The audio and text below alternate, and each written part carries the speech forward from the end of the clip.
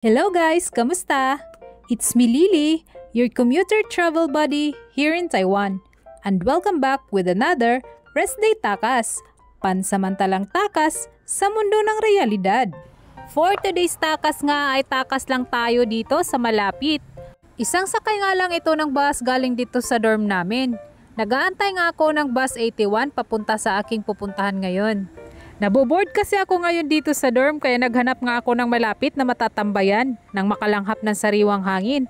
At syempre para may upload dito sa YouTube nang kumita ng pera.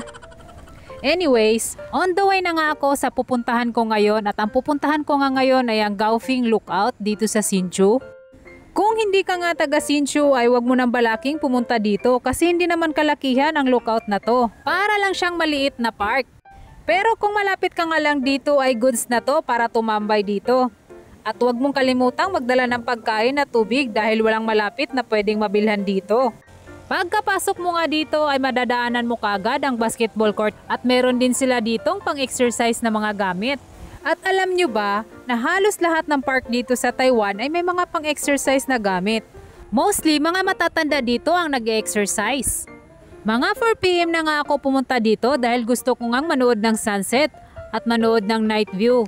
Kasi may mga nakikita kong mga picture na magandang night view dito. Ito nga yung makikita mo dito, ang city view. Masarap makalanghap ng sariwang hangin dito habang nakatambay ka sa ilalim ng mga puno. Nagpicture-picture nga lang ako dito habang nag-aantay ng sunset. Sayang nga at hindi ako nakadala ng pagkain at tubig. Pagpahapon na nga dito, medyo marami na ngang lamok at marami ding langgam na maiitim. Na masakit din mga gat ha, nasa upuan pa naman sila. Pagkatapos ko ngang makita ang sunset ay nakapagdesisyon na nga akong umuwi na lang. Dahil pinagpepistahan na nga ako ng mga lamok dito. Hindi ko na nga hintayin gumabi at nakakita ng night view. Masaya na akong nakakita ng ibang kulay ng paligid. Hindi yung 4 na sulok ng dorm lang ang lagi kong nakikita tuwing day off. Na-refresh na ang katawan at isip ko at ready na naman sa duty bukas. Hindi pa kasi ako makagala ng malayuan ngayon dahil nga medyo busy nga ako. Kaya dito lang muna tayo sa malapit. It's a nice place to chill and relax at makapagmuni-muni ka rin dito. And that's all. Salamat sa panonood at pagsama sa aking Rest Day Takas. See ya sa mga susunod pa na takas dito sa Taiwan.